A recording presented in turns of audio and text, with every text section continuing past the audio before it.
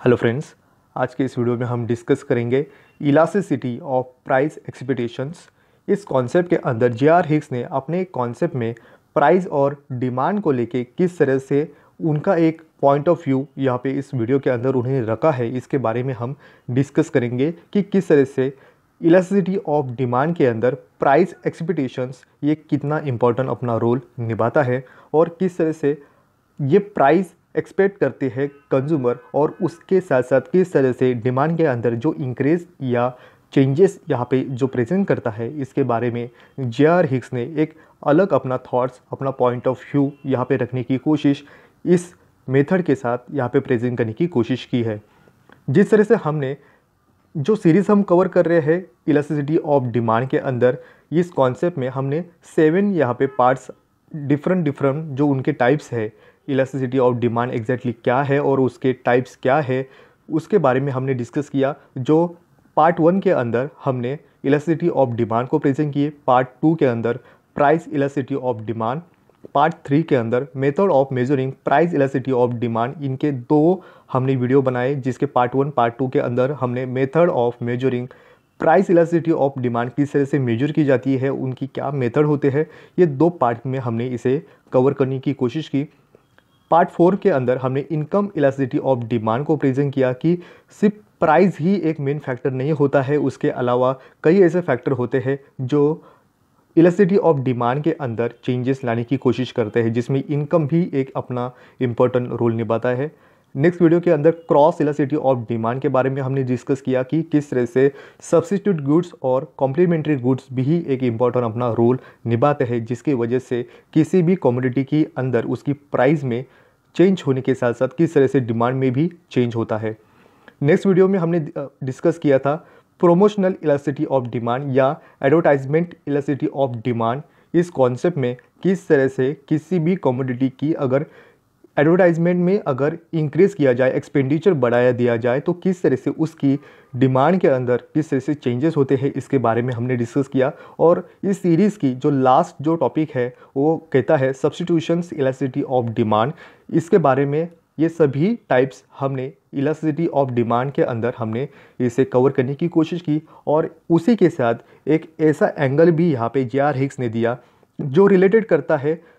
Doctor Alfred Marshall के, जो उन्होंने प्राइस और डिमांड के अंदर किस तरह से अपना पॉइंट ऑफ व्यू रखा है, इसके बारे में जो डिस्कस किया उसके बारे में भी हम डिस्कस करेंगे। जो जे.आर. हिग्स अपने इस कॉन्सेप्ट के अंदर प्राइस एक्सपेक्ट करता है कि चेंज होने की, जो फ्यूचर में क्या चेंजेस होगा उससे डिपेंड करेगा। जो डिमांड है उस कमोडिटी की, इस पे डिपेंड है चेंज किस तरह से होगा। अगर प्राइस एक्सपेक्ट करता है कंज्यूमर की प्राइस फ्यूचर के अंदर चेंज होगा, तो उसके वजह से डिमांड ये कंट्रोल में होल्ड रखा जाता है और जो फ्यूचर में अगर प्राइस कम होते हैं तो उसके वजह से उस डिमांड के अंदर इंक्रीज होता है, क्योंकि प्राइस फ्यूचर के अंदर जो कंज्यूमर ने एक्सपेक्ट किया था कि कम होने की यहाँ पे चांसेस हो सकते हैं, तो इस पे डिपेंड यहाँ पे जो डिमांड क्रिएट होती है फ्यूचर के अंदर, इसको प्रेजेंट करने की कोशिश ब्रिटिश इकोनॉमिक्स जे.आर. हिग्स ने देने की यहाँ पे दिखाई देते हैं। तो इस तरह से हम देखें तो इस कॉन्सेप्ट को यहाँ पे डेवलप किया था जे.आर. हिग्स ने, जो डिफरेंट एंगल को प्रेजेंट करता है। अल्फ्रेड मार्शल ने भी प्राइस को लेके ही जो डिमांड में चेंजेस होते हैं इसके बारे में डिस्कस किया, जो इलास्टिसिटी ऑफ डिमांड किस तरह से डिपेंड होता है और फोकस किया था प्राइस को लेके। बट एक डिफरेंट यहाँ पे जो एंगल प्राइस एक्सपेक्टेशन को लेके यहाँ पे जे.आर. हिग्स अब उनका अप्रोच, जिस तरह से कंज्यूमर सरप्लस को प्रेजेंट करने की कोशिश डॉक्टर अल्फ्रेड मार्शल ने उनके अप्रोच से हमने डिस्कस किया था, उसी तरह से जे.आर. हिग्स ने कंज्यूमर सरप्लस किस तरह से होता है इसके बारे में जे.आर. हिग्स ने अपना एक अप्रोच अलग सा देने की कोशिश की। जो हमने इसे दोनों भी टॉपिक को हमने डिफरेंटली किस तरह से उनके पॉइंट ऑफ व्यू है उसके बारे में डिस्कस किया। उसी तरह से इस कॉन्सेप्ट के अंदर इलास्टिसिटी ऑफ डिमांड के अंदर डॉक्टर अल्फ्रेड मार्शल प्राइस को लेके डिमांड में किस तरह से चेंजेस होते हैं और इलास्टिसिटी ऑफ डिमांड किस तरह से चेंजेस होते हैं प्राइस को लेके डॉक्टर अल्फ्रेड मार्शल ने कहा, तो उसके उस तरह से ही इस कॉन्सेप्ट के अंदर जे.आर. हिग्स क्या एक्सपेक्ट करता है, इस अप्रोच को यहाँ पे प्रेजेंट करने की कोशिश जे.आर. हिग्स अपने एक डिफरेंट एंगल से प्रेजेंट करने की यहाँ पे सक्सेस होते हुए दिखाई देते हैं। तो लोग एक्सपेक्ट करते हैं कि प्राइस यहाँ पे फ्यूचर के अंदर कम होगी और उसके वजह से कंज्यूमर की परचेसिंग पावर इंक्रीज होगी और इससे वो ज़्यादा डिमांड कर पाएंगे। प्राइस अगर चेंज कम होंगे तो उसके वजह से फ्यूचर के अंदर कंज्यूमर ज़्यादा डिमांड करेंगे, उस कमोडिटी की जो क्वांटिटी है इसकी इंक्रीज करेंगे। तो ये इंटरेस्ट उनका होता है कि ये प्राइस अगर कम हो या हाफ हो उस कमोडिटी को जो उनको परचेज करना है। तो इसी कॉन्सेप्ट को एग्जैक्टली कहा जाता है प्राइस एक्सपेक्टेशंस। तो यही होता है कि फ्यूचर के अंदर जो प्राइस कम होंगे ये करंटली अब उस कमोडिटी के जो प्राइस है उससे कम होते ही होंगे और उसके बाद ही हम उस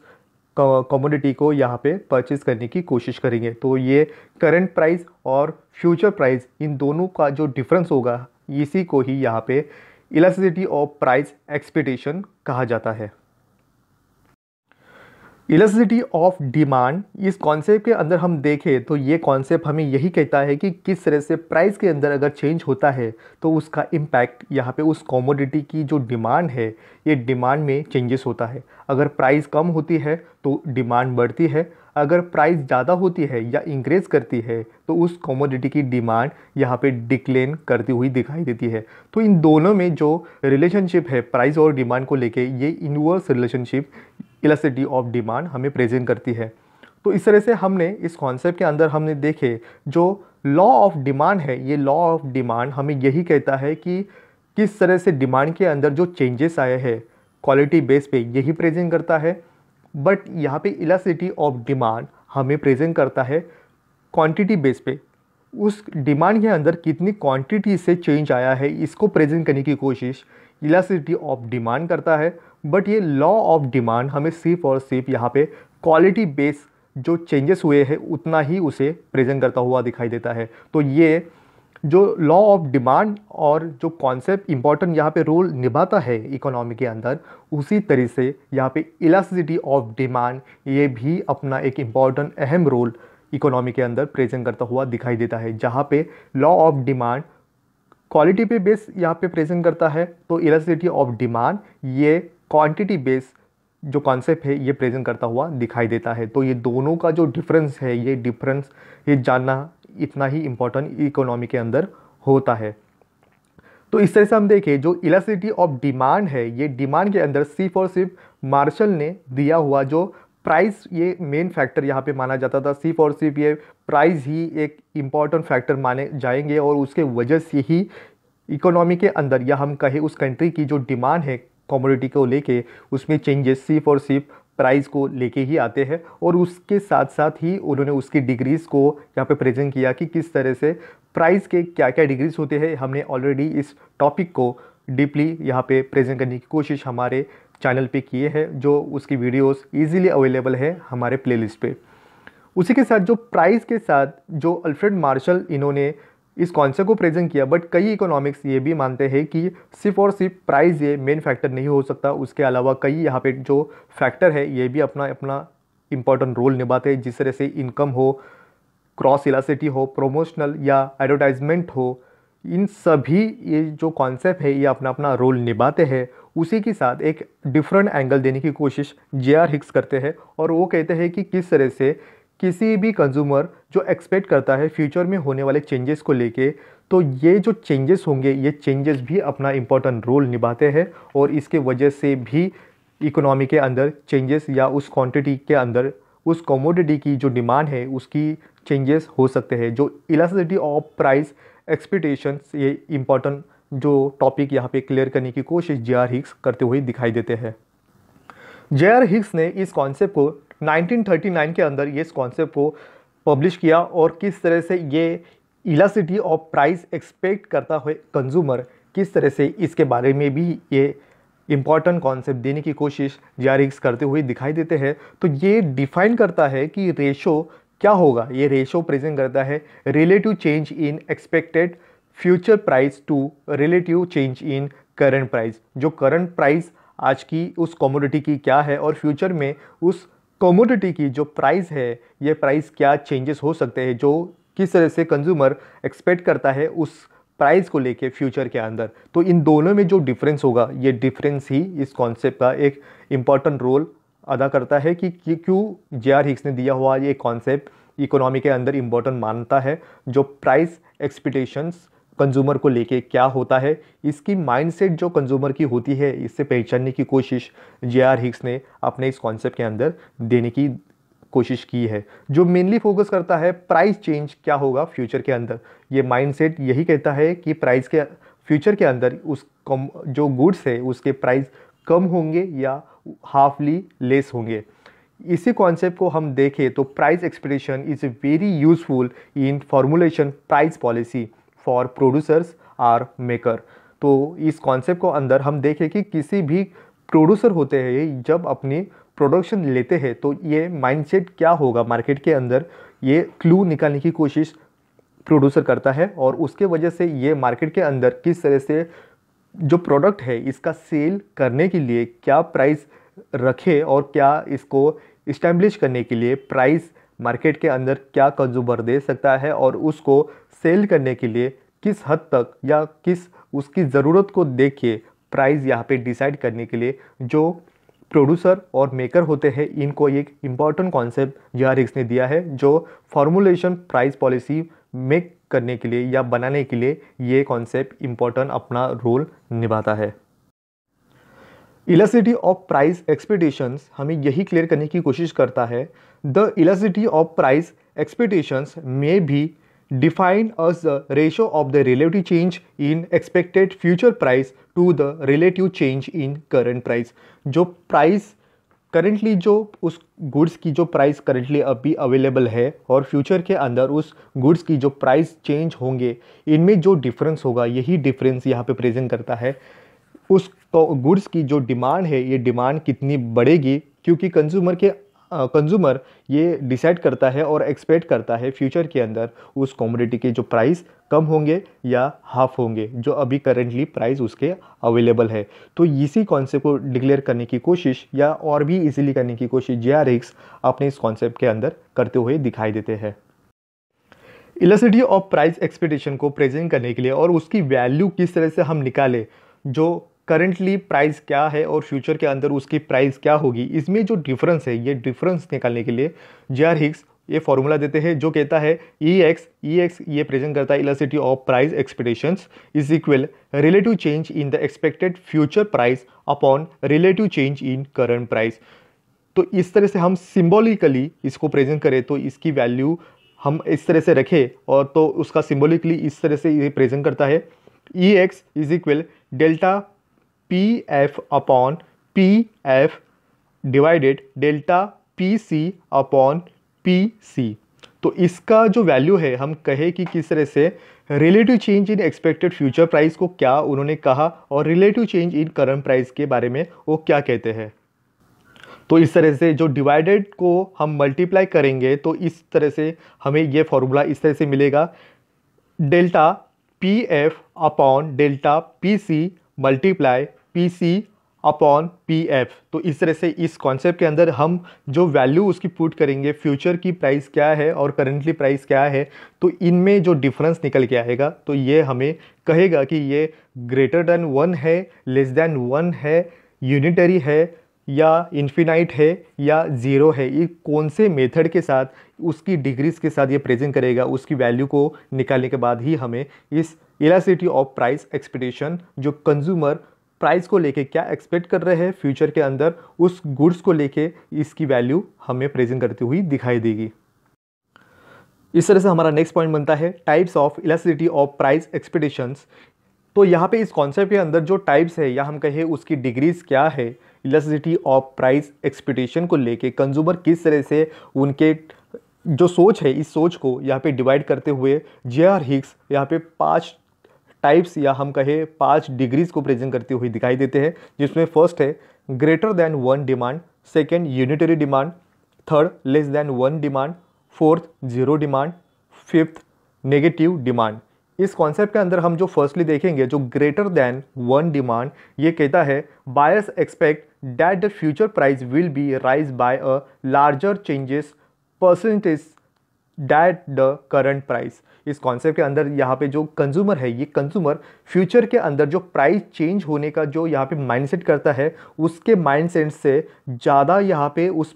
कमोडिटी या गुड्स की प्राइस ज़्यादा कम होती है, तो उसके वजह से जो कंज्यूमर है, ये कंज्यूमर ज़्यादा डिमांड करने की कोशिश करता है। तो इसका रिजल्ट यही कहता है कि ग्रेटर देन वन डिमांड यहाँ पे इस कॉन्सेप्ट को, क्योंकि जो कंज्यूमर ने माइंडसेट किया था प्राइस एक ऐसे लिमिट तक यहाँ पे चेंज होगा, बट उसके माइंड सेट से ज़्यादा यहाँ पे प्राइस में चेंजेस होते हैं, तो उसे ग्रेटर दैन वन कॉन्सेप्ट यहाँ पे प्रेजेंट करती हुई दिखाई देगी। और भी इजी करें तो हमें पता चलेगा कि अगर मान लेते हैं कंज्यूमर 10% किसी गुड्स की प्राइस कम होने की यहाँ पे एक्सपेक्ट करता है, बट फ्यूचर में एग्जैक्टली ये 30% से यहाँ पे उस गुड्स की प्राइस अगर कम होती है, तो उसके वजह से कंज्यूमर की यहाँ पे परचेसिंग पावर बढ़ती है और उसके साथ साथ जो डिमांड यहाँ पे क्रिएट होती है और इंक्रीज करती हुई दिखाई देती है। तो इसी कॉन्सेप्ट को एक्सप्लेन करने के साथ साथ हम डायग्राम के साथ देखेंगे कि किस तरह से ये चेंजेस ग्रेटर दैन वन होता है। डायग्राम से हम देखें तो डायग्राम के साथ हमें प्रेजेंट करता है ग्रेटर दैन वन कंडीशन किस तरह से डिमांड के अंदर होती है, जहाँ पे एक्स एक्सेस पे क्वांटिटी को प्रेजेंट किया गया है, तो वाई एक्सेस पे प्राइस को इंडिकेट किया गया है। तो इस तरह से हम देखें तो किस तरह से बिफोर कंडीशन यहाँ पे क्या थी प्राइस और क्वांटिटी को लेके, और आफ्टर यहाँ पे एक्सपेक्ट फ्यूचर के अंदर जो चेंजेस हुए हैं प्राइस के अंदर, इसमें क्या डिफरेंस है, यही प्रेजेंट करने की कोशिश यहाँ पे इस डायग्राम को लेके ही पता चलता है। बिफोर कंडीशन यहाँ पे प्राइस जो थी, ये प्राइस यहाँ पे ओपी इतनी थी और उसके बतौर यहाँ पे जो क्वांटिटी हमें ओ क्यू इतनी दिखाई देती थी। बट जिस तरह से फ्यूचर के अंदर कंज्यूमर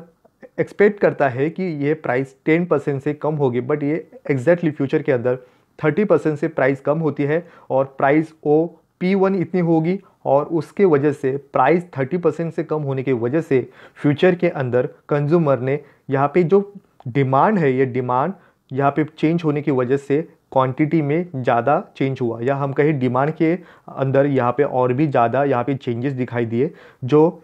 ओ क्यू इतनी यहाँ पे बिफोर कंडीशन की डिमांड थी, अब यहाँ पे Q1 इतनी डिमांड इंक्रीज हुई, तो यहाँ पे टोटली यहाँ पे जो डिमांड है, ये डिमांड Q1 इतनी दिखाई देती है, जो प्रेजेंट करता है elasticity of price expectation is greater than one, या हम कहें greater than one demand concept को प्रेजेंट करता हुआ दिखाई देता है। इस तरह से सेकेंड पॉइंट जो हमें कहता है, वो कहता है यूनिटरी डिमांड। यूनिटरी डिमांड ये कहता है कि किस तरह से यहाँ पे एक्सपेक्ट करता है जो कंज्यूमर प्राइस में क्या चेंजेस होंगे, और उसके साथ साथ जितना चेंज हुआ प्राइस में उतनी ही डिमांड में अगर प्राइस के साथ साथ अगर होती है, तो उतना ही अगर डिमांड एक्सपेक्ट किया हुआ प्राइस उतना ही, और उसके साथ साथ डिमांड भी उतना ही अगर होगा, तो ये यूनिटरी डिमांड कहा जाएगा। या हम कहें buyers expect that the future price will be the same percentage change in current price. Current price जितनी अभी की है उतनी ही फ्यूचर के अंदर भी प्राइस उतनी ही होंगी, तो इन दोनों का जो यहाँ पे सेम कंडीशन यहाँ पे प्राइस को लेके होगा, तो सेम यहाँ पे डिमांड के अंदर भी चेंजेस उतने ही दिखाई देंगे, तो उससे यूनिटरी डिमांड कहा जाएगा। डायग्राम के अंदर हम देखें तो यहाँ पे क्वांटिटी एक्स एक्सिस पे दी गई है और वाई एक्सिस पे यहाँ पे प्राइस को इंडिकेट किया गया है। तो इनके अंदर यहाँ पे करंट प्राइस यहाँ पे ओ वाई इतनी थी, और करंट यहाँ पे जो क्वांटिटी ओ क्यू इतनी दिखाई देती थी। प्राइस में चेंज हुआ उतना ही चेंजेस यहाँ पे डिमांड के अंदर भी उतना ही चेंजेस दिखाई देगा, तो उसे सेम कंडीशन के अंदर यूनिटरी डिमांड कहा जाएगा। क्योंकि करंट प्राइस यहाँ पे 10% से चेंज हुई थी और फ्यूचर के अंदर भी यहाँ पे 10% से ही प्राइस चेंज हुई, उसके वजह से बिफोर कंडीशन के अंदर जितना क्वांटिटी 10% से चेंज हुआ था, उतना ही फ्यूचर के अंदर क्वांटिटी डिमांडेड ये 10% से ही चेंज होगा, तो उसे इलास्टिसिटी ऑफ प्राइस एक्सपेक्टेशंस ये यूनिटरी डिमांड या इज इक्वल वन कंडीशन कहा जाएगा। इस तरह से हमारा जो थर्ड यहाँ पे जो टाइप्स है वो कहता है लेस दैन वन डिमांड। इस कॉन्सेप्ट के अंदर ये कॉन्सेप्ट हमें कहती है कि कंज्यूमर ने फ्यूचर के अंदर जो प्राइस एक्सपेक्ट की थी उससे भी कई यहाँ पे परसेंट से यहाँ पे प्राइस कम नहीं होने की वजह यहाँ पे दिखाई देती है। जो कॉन्सेप्ट के अंदर जो एक्सपेक्ट किया था कंज्यूमर ने इतनी प्राइस कम होगी, बट उतना प्राइस के अंदर चेंजेस नहीं दिखाई देता है, और उसके वजह से प्राइस हाईली यहाँ पे रहने की वजह से डिमांड के अंदर उतना चेंजेस नहीं दिखाई देता है। तो ये कॉन्सेप्ट हमें कहता है buyers expect that the future price will be raise by the smaller percentage than the current price. जो एक्सपेक्ट करते हैं, अगर कंज्यूमर एक्सपेक्ट करता है 30% से प्राइस में चेंज आएगा, बट यहाँ पे फ्यूचर के अंदर जो चेंजेस है ये चेंजेस सिर्फ और सिर्फ 10% यहाँ पे अगर दिखाई दे तो ये स्मॉलर दैन करंट प्राइस यहाँ पे कॉन्सेप्ट माना जाएगा। जहाँ पे कंज्यूमर यहाँ पे एक्सपेक्ट तो करता है इतनी परसेंट से 30% से प्राइस को चेंज होने का, बट फ्यूचर के अंदर ये 10% से ही कम अगर चेंज होगा तो ये डिमांड के अंदर उतना इंक्रीज या इलास्टिसिटी डिमांड के अंदर नहीं ला पाती है। इस तरह से डायग्राम के अंदर हम देखें तो इस डायग्राम में हमें पता चलेगा कि less than one demand exactly किस तरह से वर्क करता है। जो एक्स एक्सिस पे क्वांटिटी दी गई है और वाई एक्सिस पे प्राइस को इंडिकेट किया गया है। चेंजेस के अंदर यहाँ पे प्राइस और डिमांड ये प्रेजेंट करता है कि प्राइस में फ्यूचर के अंदर जो चेंजेस होने वाले थे, प्राइस कम होने वाले थे, उतने कम नहीं हुए, उसके वजह से डिमांड में भी उतना चेंजेस नहीं दिखाई दिया। जितना एक्सपेक्ट किया था उससे भी कम अगर प्राइस कम होती है तो उसका इम्पैक्ट यहाँ पे डिमांड के अंदर दिखाई देता है। इस तरह से हमारा जो नेक्स्ट यहाँ पे जो टाइप बनता है वो कहता है जीरो डिमांड। इस कॉन्सेप्ट के अंदर यहाँ पे कंज्यूमर यहाँ पे एक्सपेक्ट करता है कि प्राइस के अंदर 10% से यहाँ पे चेंजेस होगा, बट रियलिस्टिक यहाँ पे फ्यूचर के अंदर कोई भी चेंजेस नहीं होते हैं, तो इसे यहाँ पे जीरो डिमांड कहा जाएगा या zero elasticity of price expectation कहा जाएगा। तो यहाँ पे buyers expect the current price to have no change on effect on the future prices. यहाँ पे कोई भी इफेक्ट यहाँ पे नहीं होने की वजह से जो प्राइस में कोई भी चेंजेस नहीं होने की वजह से डिमांड में कोई भी चेंजेस नहीं दिखाई देता है, तो इसको यहाँ पे जीरो डिमांड कहा जाएगा। डायग्राम के अंदर हम देखें तो क्वांटिटी यहाँ पे प्रेजेंट करती है एक्स एक्सिस पे, तो प्राइस यहाँ पे इंडिकेट कर रही है वाई एक्सिस पे। तो इस तरह से हम देखें तो प्राइस में अगर कोई भी चेंजेस नहीं दिखाई दे रहा है, जो डिमांड कर्व है जो डी को प्रेजेंट करेगा ये वर्टिकल यहाँ पे स्ट्रेट यहाँ पे दिखाई देता है, और ये कहता है कि प्राइस में कोई भी चेंजेस नहीं होने की वजह से जो कंज्यूमर यहाँ पे एक्सपेक्ट कर रहा था कि प्राइस में अगर थोड़ा भी चेंज होगा तो डिमांड में अगर चेंज हो पाएगा, बट यहाँ पे प्राइस ही चेंज नहीं हुई, तो उसके वजह से डिमांड यहाँ पे कोई भी रिस्पॉन्स नहीं देता हुआ यहाँ पे जीरो यहाँ पे चेंजेस दिखाई देता है। जो डी कर्व इसमें कोई भी चेंजेस नहीं होने की वजह से ये वर्टिकली स्ट्रेट यहाँ पे दिखाई देता है, जो प्रेजेंट करता है इलास्टिसिटी ऑफ प्राइस एक्सपेक्टेशंस जो जीरो डिमांड को प्रेजेंट करेगा। इस तरह से जो लास्ट जो टाइप हमें कहता है वो कहता है नेगेटिव डिमांड। इस कॉन्सेप्ट के अंदर जो कंज्यूमर एक्सपेक्ट करता है कि प्राइस यहाँ पे 10% से कम होंगे, बट इसके अपोजिट यहाँ पे प्राइस 30% अगर बढ़ते हैं तो उसका यहाँ पे नेगेटिव यहाँ पे जो कॉन्सेप्ट यहाँ पे माना जाएगा डिमांड के अंदर। जो प्राइस एक्सपेक्ट करता है कंज्यूमर कम होगा, बट प्राइस उसके अपोजिट यहाँ पे बढ़ जाते हैं, तो यहाँ पे प्राइस जितना 30 अगर प्राइस एक्सपेक्ट करता है 10% से कम होंगे, बट यहाँ पे प्राइस और जितने हैं करेंटली उससे भी 30% अगर प्राइस बढ़ते हैं तो इसे नेगेटिव डिमांड कहा जाएगा। Buyers expect that the current price rise will be follow by the fall in the future price. तो इस कॉन्सेप्ट को हम डायग्राम के अंदर और भी बेहतर तरीके से समझने की कोशिश करेंगे कि किस तरह से कंज्यूमर प्राइस को लेके फ्यूचर को यहाँ पे प्रेडिक्ट कर लेता है कि प्राइस कम होंगे, बट ये फ्यूचर के अंदर ये प्राइस राइज करते हैं, और इसके अपोजिट यहाँ पे जो माइंडसेट यहाँ पे कंज्यूमर का था उसके अपोजिट यहाँ पे कॉन्सेप्ट यहाँ पे प्राइस यहाँ पे इंक्रीज करती है, और इसके वजह से डिमांड यहाँ पे उसको कम करने की नौबत आ जाती है। तो इस तरह से हम देखें तो डायग्राम के अंदर और भी बेहतर तरीके से समझ पाएंगे कि नेगेटिव डिमांड किस तरह से वर्क करता है जो इलास्टिसिटी ऑफ प्राइस एक्सपेक्टेशन को लेके। तो इस तरह से हम देखें एक्स एक्सिस पे क्वांटिटी दी गई है और वाई एक्सिस पे प्राइस को इंडिकेट किया गया है। जहाँ पे हम देखें जो प्राइस यहाँ पे बिफोर कंडीशन या करंटली हम देखें तो प्राइस ओ वाई इतनी थी, और उसके वजह से यहाँ पे जो डिमांड थी ये डिमांड हमारी ओ क्यू इतनी प्रेजेंट करती हुई दिखाई देती थी। बट अब देखिए कि एक्सपेक्ट कर रहा था कंज्यूमर यहाँ पे प्राइस फ्यूचर के अंदर और भी कम होंगे और उससे हम और डिमांड कर पाएंगे उस कमोडिटी को या गुड्स को, बट इसके अपोजिट यहाँ पे कंडीशन यहाँ पे क्रिएट होती है। यहाँ पे प्राइस ओ वाई इतनी करेंटली थी, बट अब प्राइस फ्यूचर के अंदर ओ वाई वन इतनी हो जाती है, और उसके वजह से ये जो परचेसिंग पावर है कंज्यूमर की ये अब घटती हुई दिखाई देती है, और उसके वजह से ये डिमांड कम कर पाता है कंज्यूमर। अगर करेंटली ओ यहाँ पे जो डिमांड थी वो डिमांड ओ क्यू वन इतनी कर रहा था